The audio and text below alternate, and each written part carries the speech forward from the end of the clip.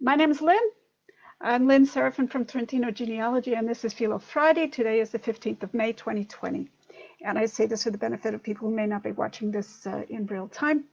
As just a reminder to everybody, what Philo is it's a practice of storytelling, usually done between dinner and bedtime, to bring families together, pass on oral history, stay warm, be entertaining, and just all those kinds of things. And in this era of lockdown, when so many of us are feeling far away from each other, that's why I started doing these on Fridays. Because usually on Fridays, you'd go out and be with friends, go to dinner, or see family, or things like that. But most of us are staying home. So that's why I started these.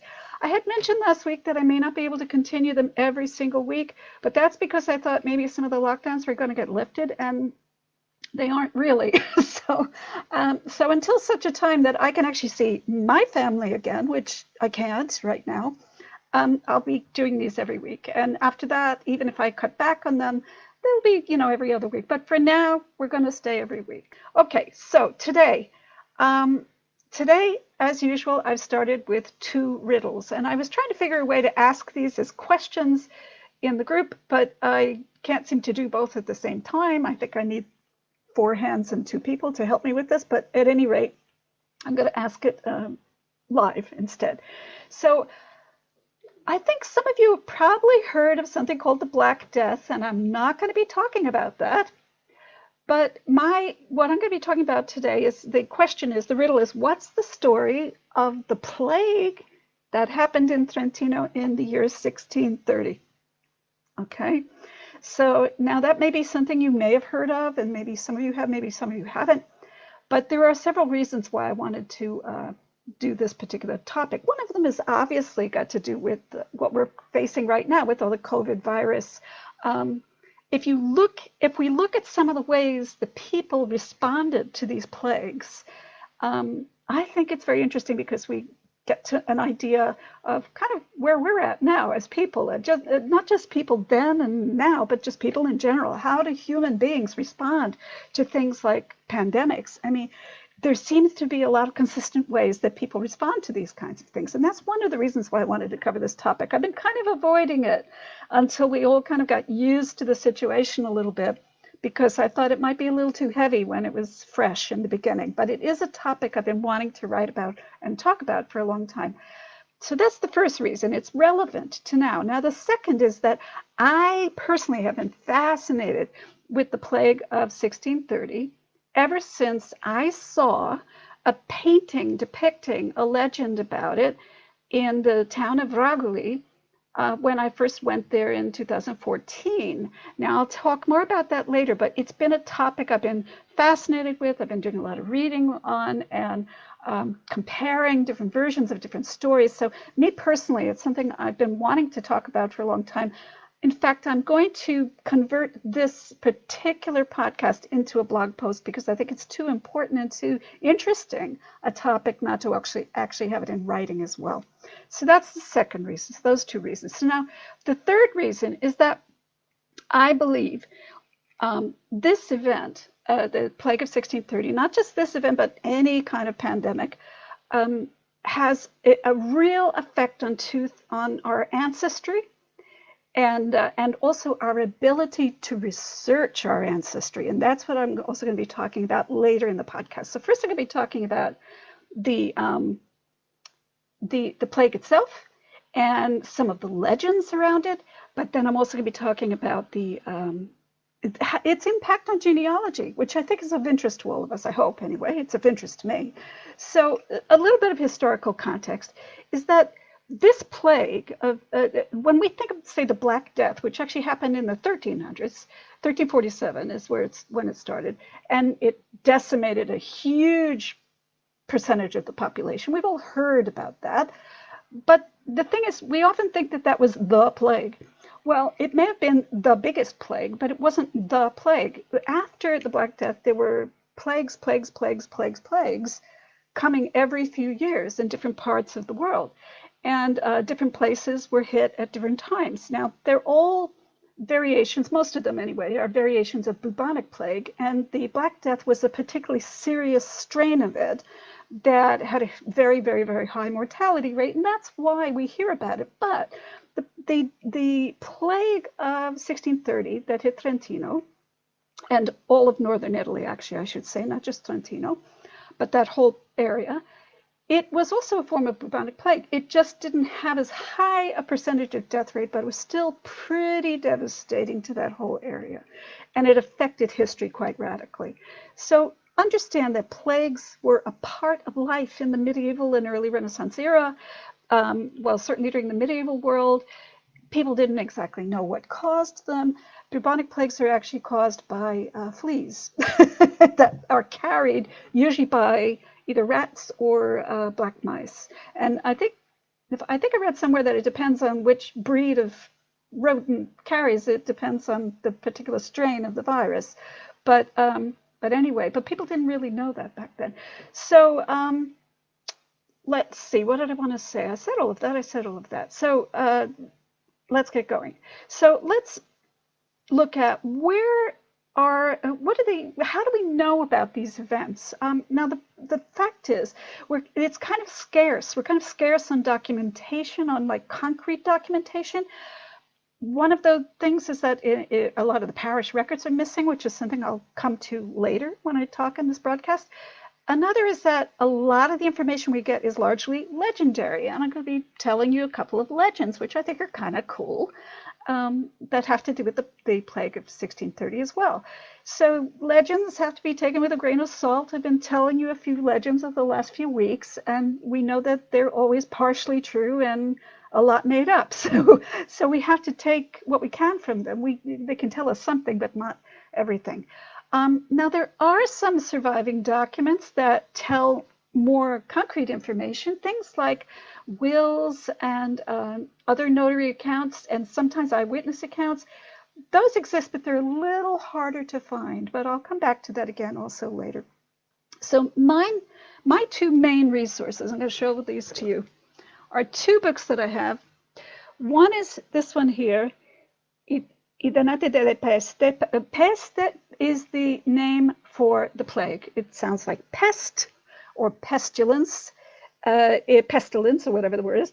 And this is by Alberto Folgoreiter, and it's not just about the plague of 1630. It's about all the plagues that hit Trentino, including the Black Death. The picture on the front is something I'll come back to, and I've shared it in the group before. That's a picture that's actually on exhibition in the Museo Diocesano in Trento, and I'll talk about this a little later. This is a really good book, and it's very easy to get through because the language is very modern, and I find it accessible because of that. The other book that is amazing is this book by Guido Bonicoltione e Leggi Ricari. And not the whole book is about the plague. A lot of it's about Sione. But there's a chapter in it, a large chapter, which is a paper he did on the plague. And it's called La Peste nelle Giudicari. I think it was published in 1922 because he's been deceased now since 1937. So that's my other main source of information, but also going to different places and hearing a lot about these different legends. Okay, so some things we do know about the plague of 1630. It's thought to have started in the province of Lombardia, or in English, people say Lombardy, which is very interesting because that is also the province, not the province, the region. The region of Lombardy, or Lombardia, is also where we saw in the news, especially in March, that was so hard hit during the COVID outbreak. So that's a historical area. But the thing about Lombardia, it is just adjacent to Trentino. They're neighbors, and there was a lot of traffic going on between the two regions forever. And so what happens in Lombardia is very important to Trentino, and also it hit also very much in Veneto. So that whole kind of northern strip of Italy, of the Italian province, was really hit. Sometimes this particular plague is called the Plague of Milan because I think they think that's where it broke out, or maybe that was where it was hardest hit. In terms of coming to Trentino, a lot of people believe that it was brought into Trentino by soldiers because there was a major war going on at this time. Around that time, the ruler of Mantova, which is in Lombardia,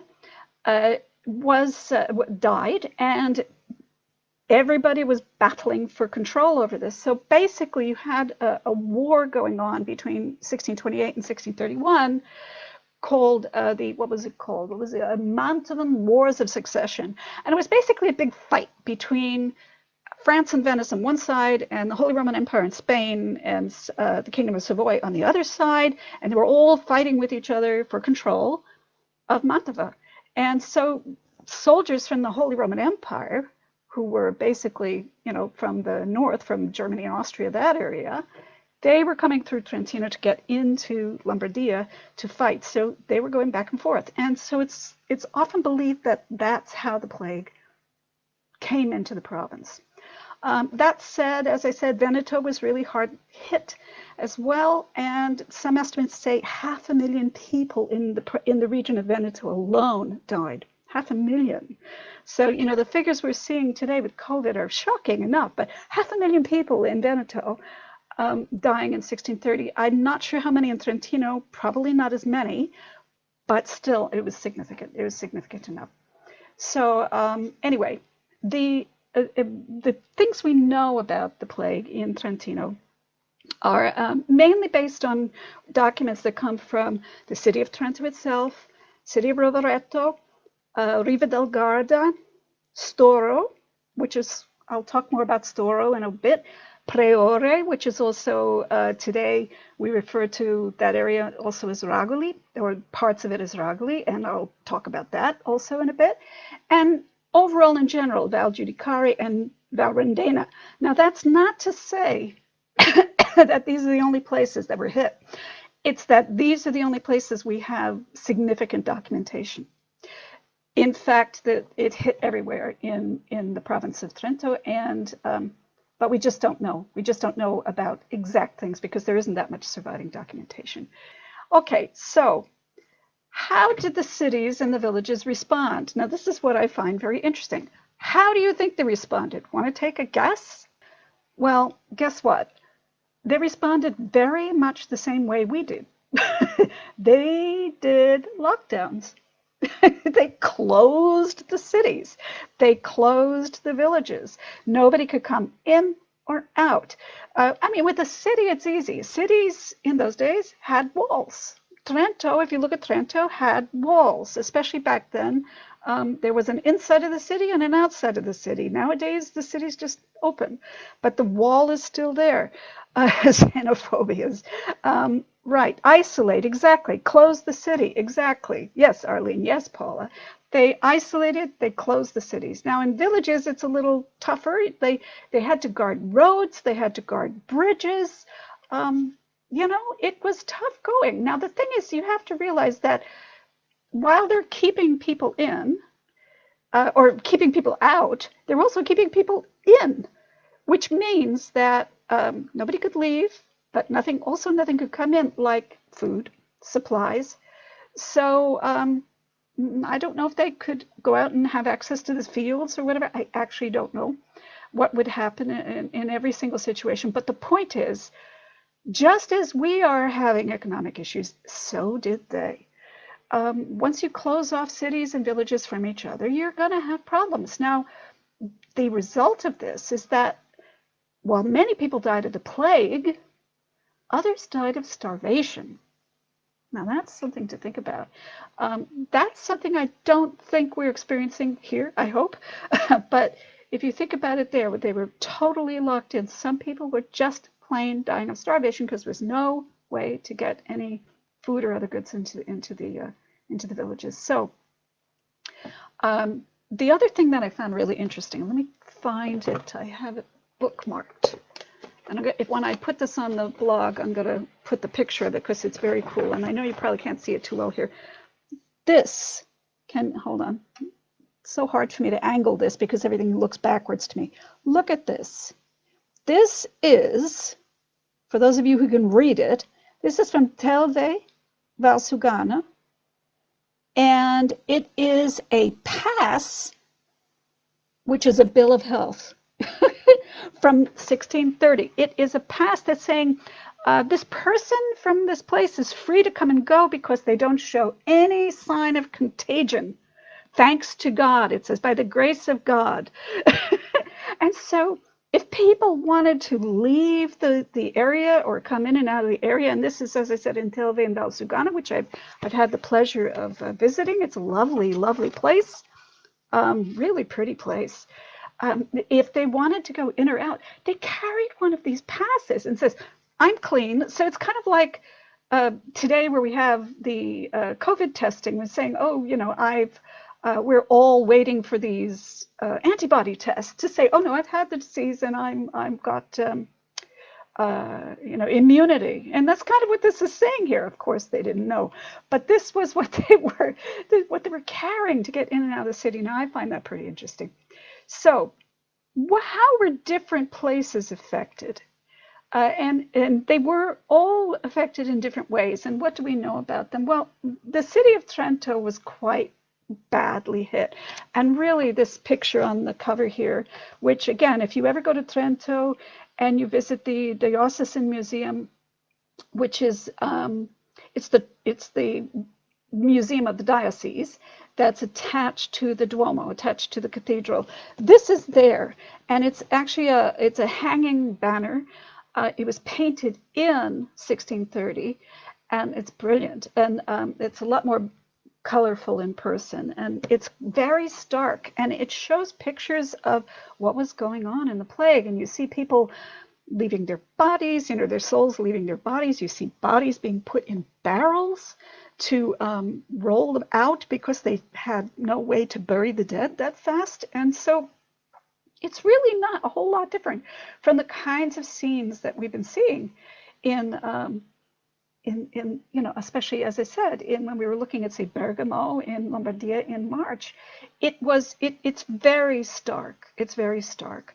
The other thing, I think I have the notes somewhere else, but I just wanted to mention, they also isolated physically some of the plague victims. For any of you who have ever been to Costello, which is where the Church of Santa Apollinare is on the river, on River Adige, right outside the city, that place, that little locality, was traditionally where they would ship off plague victims, not just during 1630, but also during the Black Death and any other time. They would take them, put them over there. There was a time during the Council of Trento where there was a plague outbreak as well, and they put people over there to try to make healthy spaces for the delegates who were coming in. So Costello, it used to be a plague colony, and it's kind of weird because when you go there, it has a different vibe now. It feels very, I don't know, it just doesn't feel like it could ever have been a plague colony. Now, a couple of other places I want to mention, a couple of places that were effectively wiped off the map. Does anybody know any places that may have been wiped off the map, just gone? I'm going to mention a couple of them. One of them I actually had forgotten about until I started looking up my notes. And one of them is a place called Menino, which means blackbird. And it is in the area of Pieve di Bono. Doesn't exist anymore. It was wiped off the map, as were a few other places in that area. There is a castle there, or was a castle there. I'm not sure if it's in ruins. I haven't actually been there, but it was Castel Menino. It's a very old castle. It was renovated in 1222 by the Campo family. Kind of had fallen into disuse by the time the plague hit in 1630, but by the time the plague hit, that whole area was decimated. Nobody left. And nowadays, it's not called Merlino anymore. It's called Terra Morta. Terra Morta, which means dead land. It's still called that now. So that's one thing. The other place I wanted to talk about, which I'm actually going to tell a legend of, is Erone, which is, it looks like the word iron with an E at the end, but it doesn't have anything to do with iron because iron in Italian is ferro, it's not iron. It's from the word airone, which means a heron. So Erone was, it meant heron. And Erone is a village. It's been reconstructed, but it was decimated again by the plague on the top of Mount Airone in Val Giudicari. It's above, when I say above, I mean altitude. It's the mountain above present-day Ragoli and Priori. And it was completely wiped out by the plague. And the restoration, I might say, it was done recently by the late husband of my cousin Adelia. Her husband, who is no longer with us, his name was Claudio Battitori. He was an architect, and apparently he, I assume other people, were in charge of reconstructing that little village. And I've gone there, and it's very weird to think that this was a ghost town at some point. So here's the next riddle. What are some of the legends associated with the plague of 1630? Now that I've given you a couple of the facts, so not all of them certainly, just some, what are some of the legends? Now some of them are pretty interesting. One is about Storo, which is down in the southwest part of the province. Storo was said to have been pretty much unharmed by the plague in its early days when it first came, and they were thinking, oh, all is good. However, what happened is, this is a legend.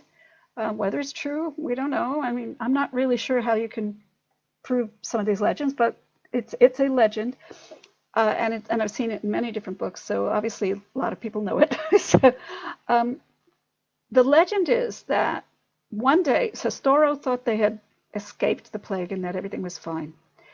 So obviously they weren't quarantining, apparently, because two women from the village were going down to south to, like, through Val de Ledro, and I don't know why, maybe to trade goods or something like that. Actually, one story I said it says two women, another says some women, so I don't know how many, but they're blaming the women.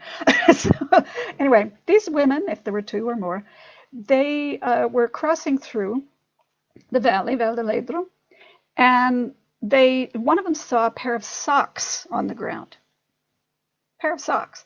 And so they pick up the socks and say, oh, these are brand new socks. Why would I leave these here? These are great. I'll take them home. I'll take them home with me. So there they are walking along, and then a few minutes later, they think, wait a minute, socks. They thought actually a soldier might have dropped it, because soldiers were coming through there so often. So then a few minutes later, they say, wait a minute, socks. These could have been on an infected person. Oh my God. And so they throw the socks away. But as the legend goes, too late, they were infected. Now, what they didn't know is that if this were something like, say, some kinds of diseases, they wouldn't have gotten ill from it. But as I mentioned earlier, the bubonic plagues are caused by fleas. And so if there were fleas in the socks, and she tucked it in her bag, and the fleas made a nice little home somewhere in the bag, even if she threw the socks out, if fleas were now in the bag, too late. It doesn't matter if the socks are there anymore or not. The fleas are in the bag. So that's they then went home and carried that to their village, and it said that then the whole village had a big breakout, and that after that it lasted until 1631. Wow. So that's the legend to do with Storo. And as I say, they didn't know how the disease was transmitted back then. If they did, maybe they wouldn't have picked up the socks. I don't know. But we're always told, don't touch this and don't touch that and don't wash your hands and use sanitizer. It's a lot to take in, even with the best of information. So even if they had the best information, how would they have known? And again, it's a legend. Now, the next legend is about the village that I mentioned that was wiped out called Irone.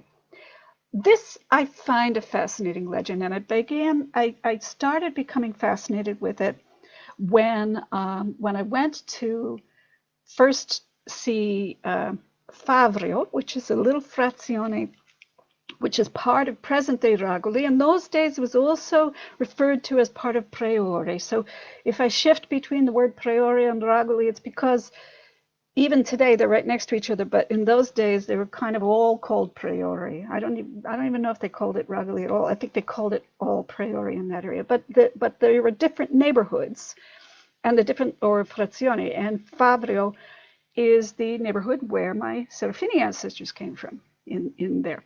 So that's why I was there. And when I was visiting it the first time, I was with one of my cousins. And there, if you ever go to Ragoli, you'll see there's a lot of murals, modern murals, painted on the walls, not historic ones, but modern ones, on the outer walls of the houses. And they all depict something historic or cultural about the town. And on one of them, it was really interesting because it said 1630 La Peste. And I was like, really? What's that? And it had a picture of a man like this. And I asked, at that time I didn't know Italian that well. And now I do, but I didn't then. And also I didn't know anything about the local history. So there was some words written on this interesting picture of this man hurling something down. And the words loosely translated, said, he threw down his last will and testament, curled around a rock. That's more or less what the words say. And then it has 1630, the plague. And I go, well, what's that? Now, even my cousin didn't know the story. She had to ask one of the neighbors what the story was. And I've done a little research on various versions of this story and fleshed it out a little bit. So if any of you have seen my video of Ragoli, it doesn't tell the whole story. I'm going to tell it in a bit more detail right now. Okay, so here's how the story goes. Now, remember, villages were in quarantine. Nobody could come in or out. And this is what was going on. And this is the context of the story. Now, Irone was severely hit. And at this point in the story, everybody in the village was dead, except for one man. One man still alive in the village. We don't know his name. I don't know why we don't know his name, because you would think it would be somewhere written down, but I don't know his name. I haven't seen it written down anywhere. But according to legend, this man, he was kind of the caretaker of the dead in the village. He was making sure they were buried. And so every day, but apparently he also had relatives down the hill, because Irone is, as I said, on top of a hill. And here's Ragoli down here. And Ragoli is already quite high, but Irone was higher, is higher. It's still there. I mean, the village is there, not the way it was, but the reconstructed village is there. Anyway, so it's way up. And so apparently he also had relatives down the hill in Favrio as well, or in that area, in Ragoli, in that whole area as well.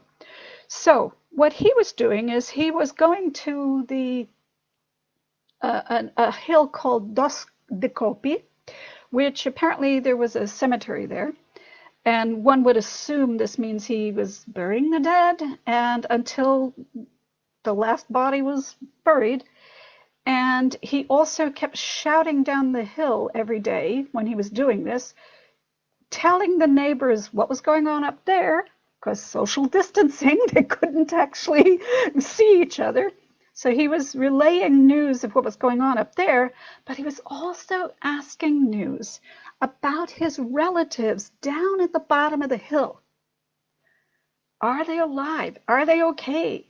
Well, one day, as it turns out, everybody in Irone was dead. He was the last man alive, and he couldn't leave because he wouldn't have been allowed to go anywhere because of the lockdown. And then he asked down there, how are my relatives down there? And as it turns out, they said, they're all dead. So now this man, whose name nobody seems to know, or at least not in print, now this man is faced with a situation where he's living in a village where there is nobody. He cannot leave it. And all of his relatives down in the village below are also dead. Imagine that. That's pretty intense. It's a pretty intense story. So what does he do? He may have been ill already himself. Don't know. They don't say this in the legend. But one could assume that he either was already ill or figured he was going to die. He now is basically saying, okay, I need to prepare for the inevitable.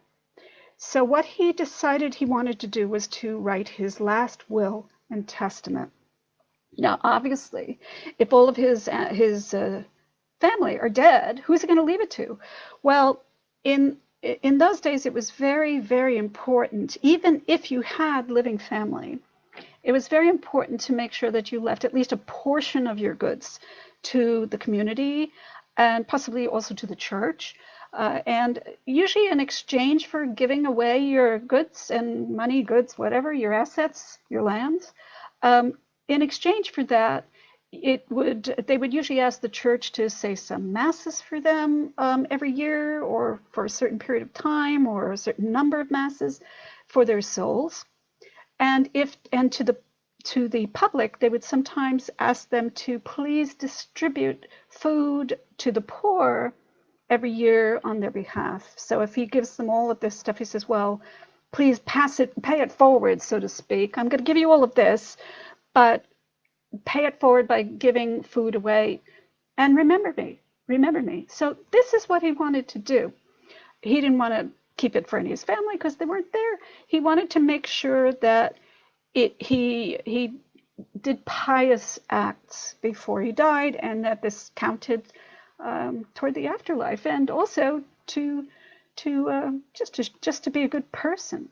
So, but he had a problem. He wanted to do a last will and testament. However, to do that, he needed, anybody know? Well, who do you need to write any kind of legal document? Anybody know? Again, I know there's going to be a lag, so I'm going to keep talking. To do any kind of legal document, you needed a very special kind of person. You needed a notary. Now, a notary isn't something like what a lot of Americans think of as somebody who just kind of puts a stamp on a piece of paper. A notary in Italy, and even today, but even more so back then, is a kind of contract lawyer who, they write everything. And especially in the era where most people were illiterate, the notary was extremely important. He was the guy who was educated, he knew Latin, he knew how to write, he knew all the law, how things, what legal jargon to use. The notary was in charge of writing every legal document. Yes, Jean Pancari, of course, said it. The notary was in charge of writing every single legal document required by anything. That included last wills and testament. It could also be land deeds, sales, debts, dowries, anything like that. Was a notary had to write and sign with his particular seal. Now, how do you do that when you are in this social distancing situation? When you're up on a hill, you can't go down because there's a lockdown. The town down here, and I'm going to tell you right now, Priore had a lot of notaries. Some of them are my ancestors, and some of them are ancestors of some of yours. I know I've done trees for some people who had notary ancestors from Priore. A lot of them live down there. So the notaries are all down there, and he's up there, and we can't get to each other. So what do? Well, there are a couple of different versions of the story. One version says that he stood up here, the neighbors called the notary, and the notary stood down there, and he shouted down what he wanted while the notary took down what it was and then later drafted it into a document. Another slight variation on that says that actually they stood along some kind of brook and they were downstream. The notary was downstream from the guy, and they shouted that way. So it wasn't up and down the hill, but that way. But the traditional one, the more traditional one, the one that I see more often, and the one that's depicted in the painting, is that he wrote down, which means he was probably literate. He had to be. He wrote down his wishes on a piece of paper, and the notary is down at the bottom of the hill. He took the piece of paper, wrapped it around a rock, maybe he tied some string around it, I don't know, but he wrapped and again, paper, maybe it was different back then. Maybe we're talking something that's more waterproof, like a pigskin or something or whatever, sheepskin. So he took that, wrapped it around a rock, and he hurled it down the hill for the notary to take and then later transcribe it into a legal document. That's the legend.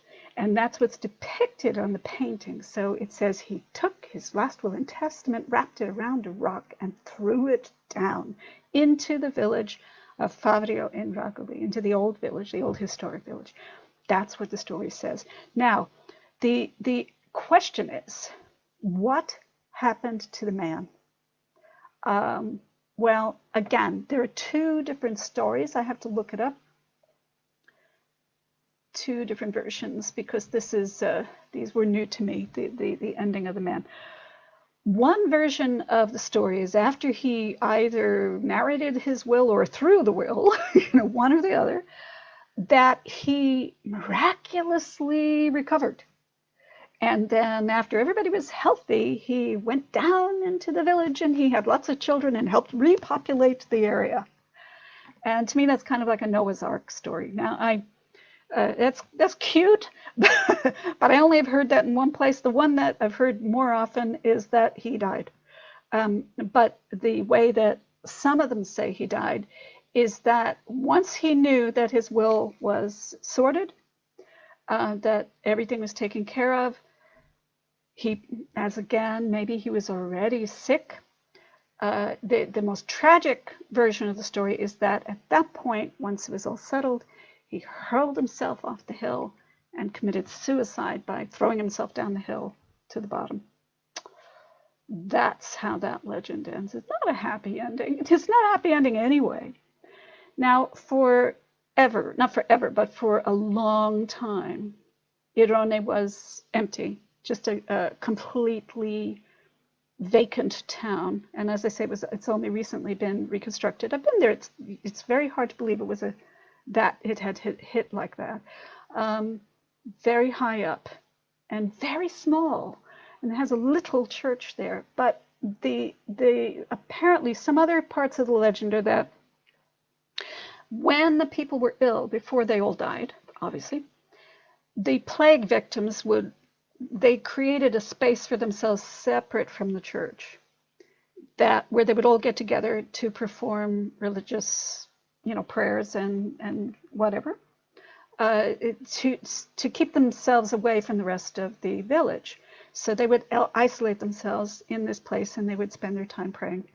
But apparently next door or adjacent to that room where they were there, that's the room where they were piling up the corpses. They were piling up faster than anybody healthy enough could bury them. And so that was their situation. There are also a lot of stories of the town being haunted, that ghosts of plague victims haunted the towns, walked through the towns, and were there in howling of the wind. Now, this is maybe one reason why it lay dormant for so long and nobody repopulated it for so long. So, yes, I see a lot of you guessing notary, witness, carrier pigeons, drones. The will does not exist. Wouldn't that have his name on it? Now, Giselle, that is exactly the question I asked myself. I said, does it exist? I haven't seen it written anywhere in any book, although I'm going to look into it a little further, that it survives. But there are wills from that period of time that do survive. Now, this is what, and I'll talk about this in just a minute. I want to shift now that I've told you those stories. I want to shift now to how this influences two things. One is, how did the plague of 1630, how does it influence our genealogical research? So that's one thing. And then the other thing is, how does it actually influence our ancestry, our genealogy itself? So I'll answer the research bit first. One, excuse me, I have to fix myself on this chair. I'm falling off of it. First of all, an awful lot of the parish records are missing from this era, or at least death records are. Now, I've found that even in parishes where they may have baptisms and marriages going back to the 1560s, a lot of them don't have death records starting until well after the plague, so like 1660 or somewhere in there. I haven't found any. Maybe some of you have, but I haven't found any death records, not in the regular parish records, that go back to the plague era. And I thought in the beginning it was just because because parishes picked up the idea of keeping death records late. And that may be true, but I've read other places that actually they were intentionally destroyed, pages torn out or destroyed, burned. I don't know. Different theories on that, but maybe some superstition around it, that they didn't want that evidence. They didn't want to have it. Also, just writing down all those deaths in a row, it's like, it's hard enough reading things about the cholera epidemic. Imagine the plague, especially when maybe there was nobody around to actually record them. But the fact is, there don't seem to be, at least in virtually every parish, I think every parish, I'd have to go back and check, but there are 400 plus parishes. No parish I can bring to mind has any death records from that period of time. Now, that's kind of distressing. So if you want to find out when people died, you have to kind of do it through inference by looking at references to if they were alive or dead in a baptismal record or a marriage record, like Giovanni, son of the late Pietro. Well, if we know Pietro wasn't alive when Giovanni got married, we know he's already dead, that kind of thing. But other than that, that's the best we can do. There is, and it isn't just the death records that are missing. Some places have no records before 1630. None. I was just working today with the parish of Chis, and nothing before 1630. They just don't exist. Also, Sione, which is a huge parish, and actually the mother parish of Priore and Ragoli, where this event happened that I was talking, there are no marriage records for that period of time, between 1621 and 1638. There are records on either side of it, but no marriage records. In Sione, which is literally right across the river from there, right across the river from the Sarka River, there are no marriage records before 1634. They're just gone. So, I'm sure that, Jean is saying that Malay began in 1620. Well, fantastic. That's good news. But even then, that's still late. So let's see. Now, is any of this because of the plague? I don't know. I've read different views on it. I thought, as I said, that it was a late adopting thing, a late practice to do death records, that births and marriages were considered more important, that death records, and also they were so vague back then. The death records are not written with much clarity back then. But maybe they were actually destroyed. So researching peripherally, if we can't do that, there are different things that we can look for. For instance, I mentioned wills. Now, I just mentioned I didn't mention the parish of Tenno. Tenno, which is further south in Giudicarii. There are frustratingly no records at all before, I think it's 1708, none, which is very frustrating, especially considering it's such a big parish. However, I found through a bit of research, I haven't seen the actual document, but I know it exists, that in 1630, get this, there is a document listing a bunch of people, and I don't know what their names are because the thing I looked at doesn't say what their names are, but listing a bunch of people who gave money to the church to develop the altar of San Rocco in Tenno. Now, why is that significant? Because those of you who know anything about San Rocco, or Saint Roch as they say in English, but I don't like the San Rocco, he's the patron of, or the protector of plague victims. So the fact that this document, that this offering to the altar was done in 1630, and that all these names are there, was done to San Rocco in that year is very significant. It's a direct correlation to the plague. And considering that that parish has no records, no registers at all in that period of time, a document like that would be very interesting to look at. Now, I would like to see it. I haven't seen it. I've just seen mention of it. That's all. So, how does this? The second thing I wanted to cover is about genealogy. How does this affect our genealogy, our ancestry? How did the plague impact who we are, or whether we were born at all? Now, I've mentioned some of this in a story earlier this year, but I just want to cover a little bit, especially for people who didn't hear it. The point is, all plagues, not just including our own COVID outbreak right now, all plagues, all pandemics have a permanent or a lasting, I won't say permanent, but a lasting effect on the economy, which permanently changes something in society.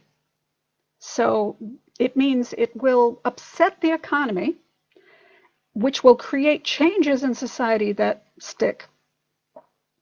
Now, in the case of Trentino, what I've seen again and again and again is in the areas that were most hit the hardest in 1630, you will see migrations.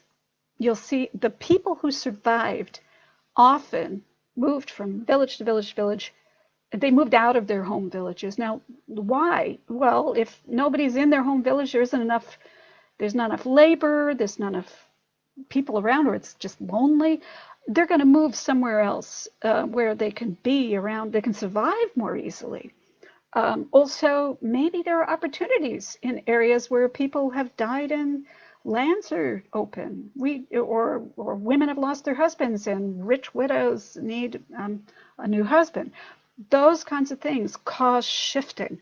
I've seen it a lot in that area of the Judicari, where families suddenly, after being in one area for a really long time, suddenly just up sticks and go here, until they settle somewhere else.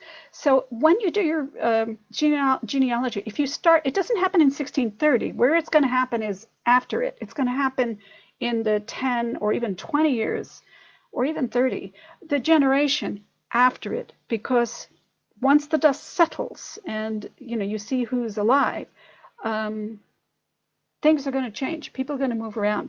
Yeah, as I say, a pandemic, I think of it like a snow globe being shaken up, and like everything just goes, and it takes time for everything to settle and for things to look somewhat normal again.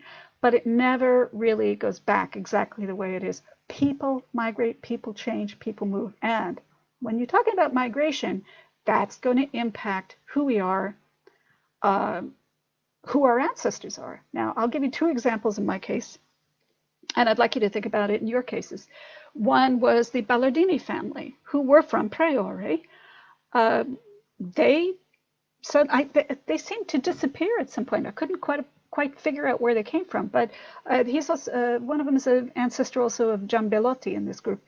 We realized he went from Priore to Sione, back to Priore, and then one of his kids said, nope, not having it, and he went off to the other side of the Judicari, to Bleggio.